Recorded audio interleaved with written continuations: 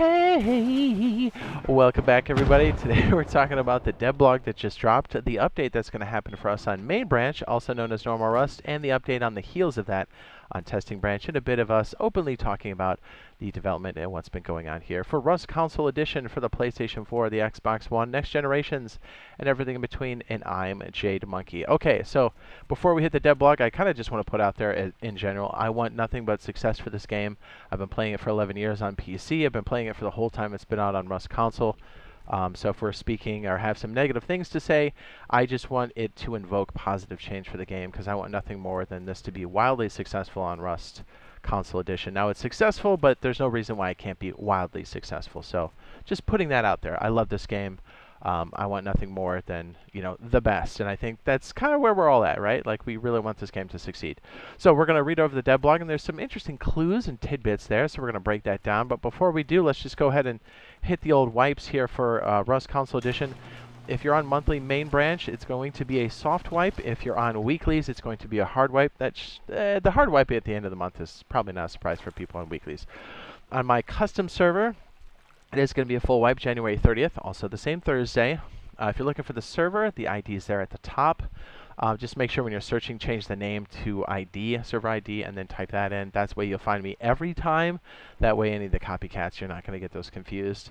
If you are looking for a good solo duo trio server, it's open to everyone, but we do have VIPs that just includes queue skip. If you are interested in that, go to my channel, become a channel member. Once you do, then go to the community tab here, and then this members only post will show up, and just reply to this with your gamertag or PSN ID. All I request, or I would ask, is to make sure that YouTube, like, refresh the page and make sure YouTube takes it, because I guess with the new update of the app and stuff, it's been a little goofy. So just a heads up. And that way we can get you on there right away. We'll heart it and favorite it so you guys know exactly, and then I'll echo back what the name is so we can put you in the database. Also, if you find any cheating, teaming over 3, just be sure to use the in-game report system and be specific about who it is and what grid they're in, and then we can backtrack it much, much faster. So there you go. It's good to go. I think it's still the top 10 or one of the top 10 in the world right now for Rust Console Edition. Yay, yay. Okay. Let's break it down. Let's talk about this devblog, okay? So it's really going to go over what's coming out. So if you kind of been around for a bit, you'll know what most of this is. But there's a few little hints in here. Hello again, survivors. I think this, let me just go ahead and say, I think this is a little weird because you'll see. Hello, survivors. We hope you've had a wonderful first month of 2025. We're ready to add features to your survival experience with the upcoming update. Read below to know what's in store for you. Stick around at the end of the devblog for an important announcement. We'll cover that. Okay. So they're talking about here new vehicle controls for what is it, like boats and I believe horses? We'll talk about this for a second here. We're excited to introduce improvements to the control system for our boats and submarines, enhancing the gameplay experience for all players. Below is an overview of the changes you can expect. So essentially these like the reverse areas back here, but it looks like we have like a throttle in here, which is interesting because we might as well just say it now. It really tips us towards things like, I don't know, this guy. They're not openly saying it, but and also, I don't know, this guy, the one we flew. Oh, we can't see him. It's too deep. This guy, or even the scrap heli, which is, this guy's pretty big. Let's put him right here. Oh, nope, still really deep over there. My bad. But you get the idea. It really lends itself for that type of flight. Ooh, did I erase the tile? My bad, I meant to hit this one. So you kind of get it, right? Like, these are really getting us in line with the other types of vehicles, motorbikes with the sidecar, or even the snowmobiles, if you were talking about the Arctic military base. But it's interesting because these are in line with that, even though they're not openly saying it. We're excited to introduce, oh, no, yeah, we already hit that one. Analog stick-based acceleration. The degree of acceleration corresponds to how far the analog stick is tilted forward. So they're talking about how this is applied to our type of vehicles now, but, you know, it also applies to the other stuff. For instance, a slight push forward will result in slower acceleration, while a full tilt will maximize speed.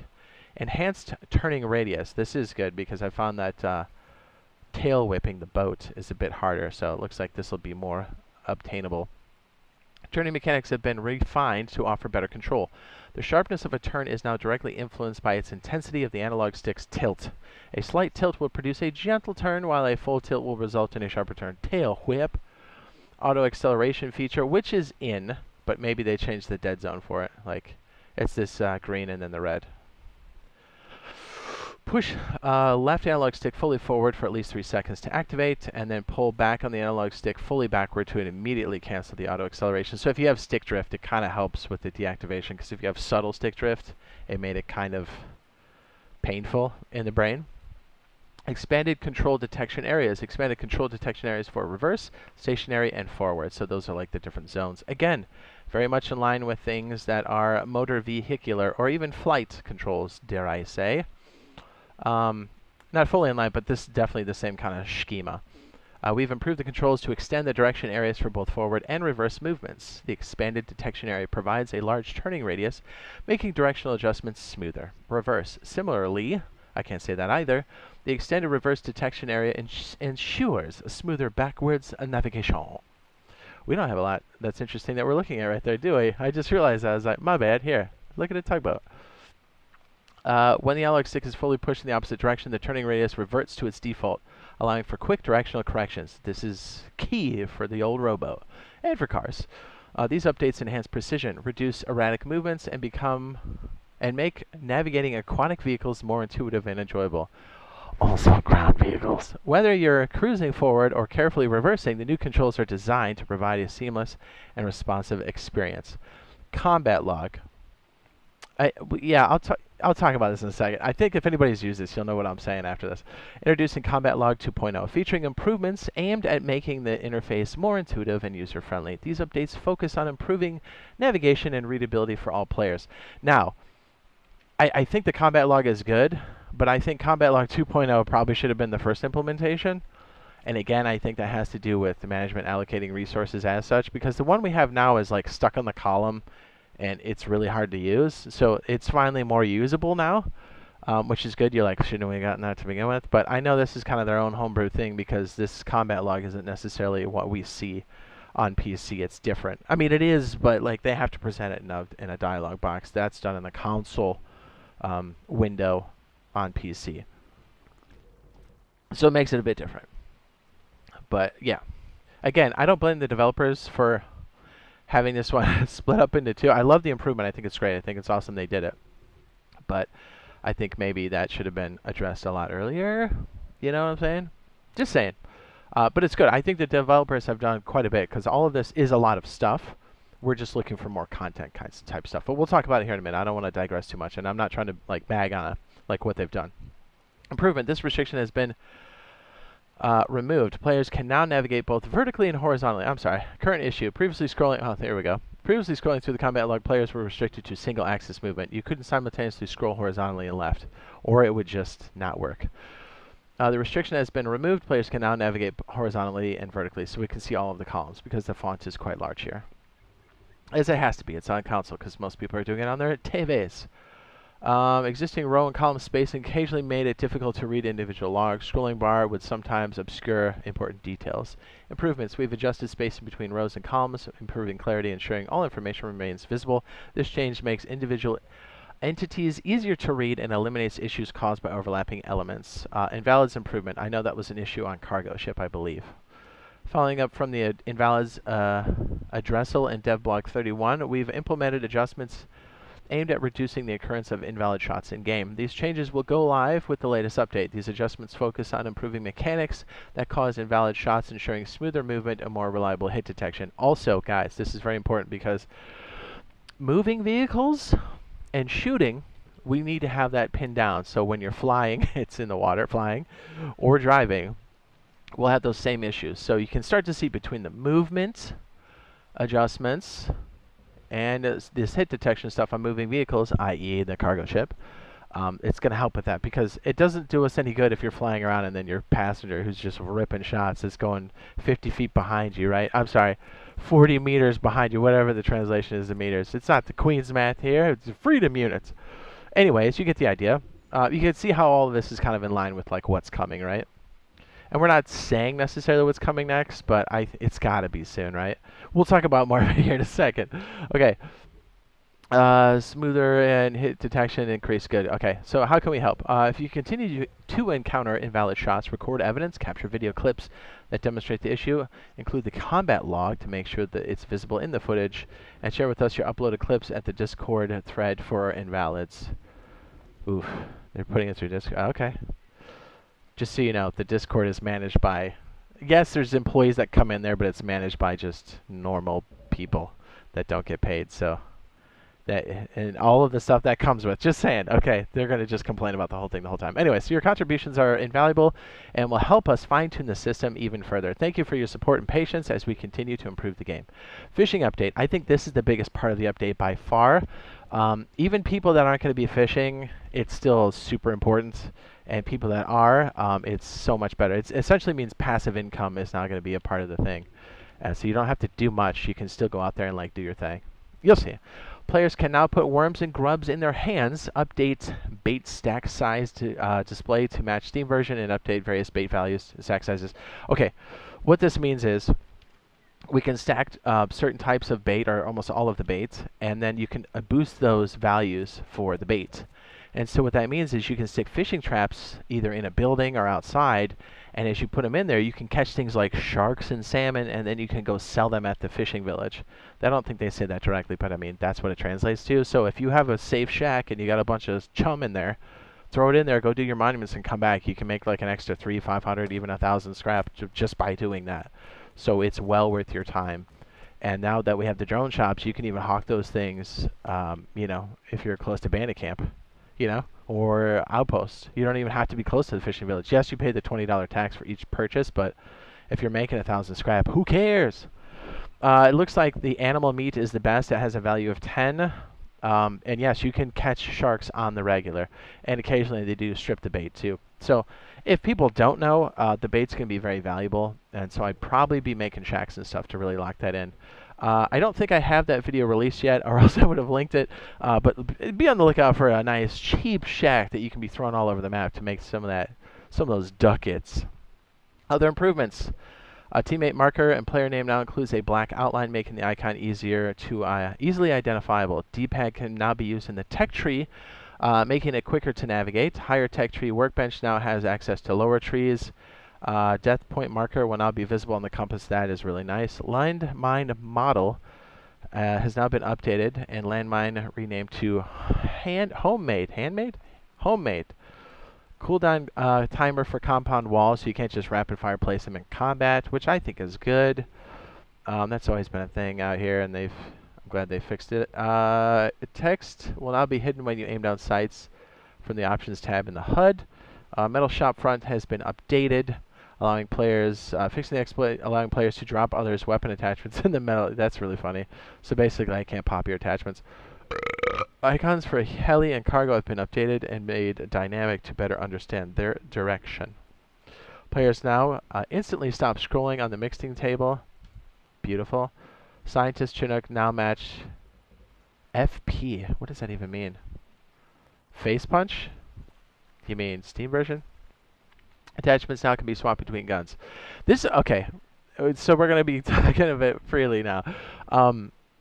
And again, I love this game. I want everything to be on the positive and the up and up, but we would be amiss if we didn't talk about the current state of things here. And again, I don't really put this on the community manager or devs. This is the people allocating the resources to get these things done, where they say, hey, make a list, and then they come in and preen the list or cut things in half, which this update does feel like Quality of Life Update 2.0 from November, right? I'm not trying to be like a douche, but like it does. These are good changes. I think the devs worked really hard on this, but I think a lot of this stuff could have been done in November. Not that these are bad. These are really good things. But if you notice at the top of this, and we talked about this a lot. As a matter of fact, I talked specifically about this in the video over here. If you'd like to see it, I'll go ahead and link it now in the upper right-hand corner. It'll also be on the end screen if you want to continue to watch this. So here's what I'm talking about specifically.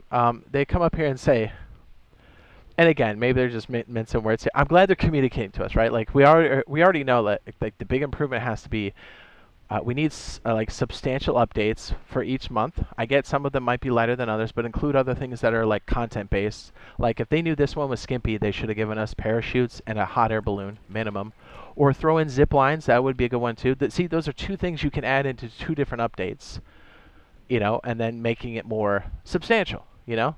Because yeah, it sucks to have to wait for the big stuff, but at least we got something that really changes the game for us because we're stuck on the ground right now.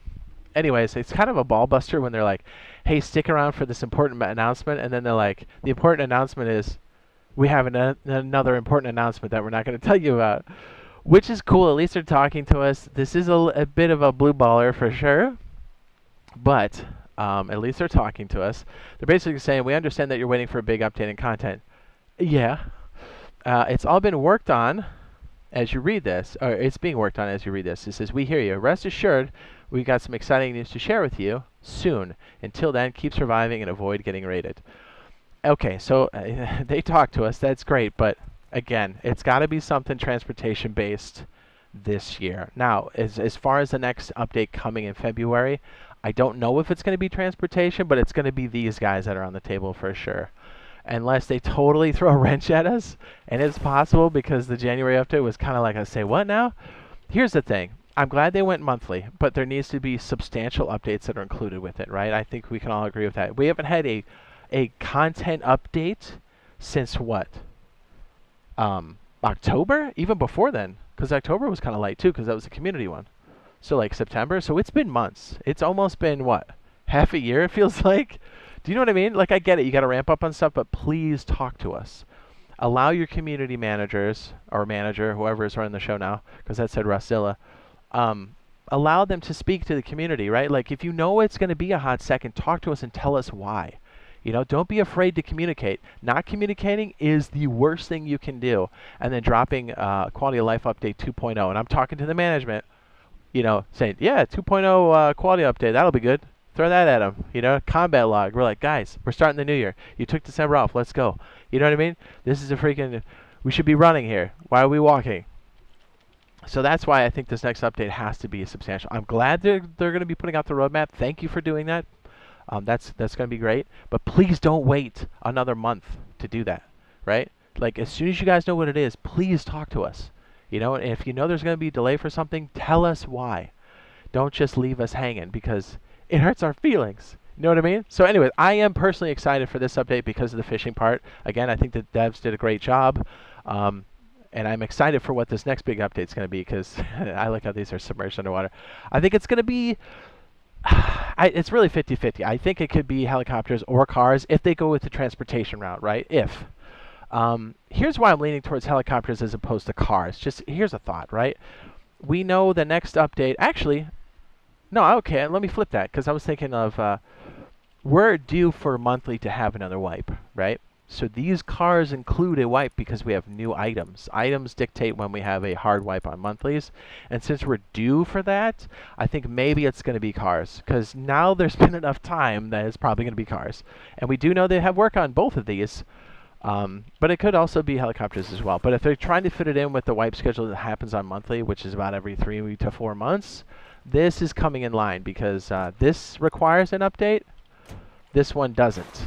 Unless these helicopters count as items, and they don't. They're actually entities. So, yeah. Anyways, so I think that's probably what's going on if they go in the transportation direction. If not, we'll probably see something like silos, Arctic base, or even the military base with the MLRS, maybe. But we'll kind of have to wait and see. Either way, I hope that that roadmap hits us soon. Because waiting in the dark is nothing but bad news for us. But anyways, that's what we have so far. If you guys want to see what I was talking about here, it should already be up on the end screen. And, you know, there's some real conversation happening there. And hopefully we'll see you in the next live stream /update video. Love you. Bye. Oots, oots, oots.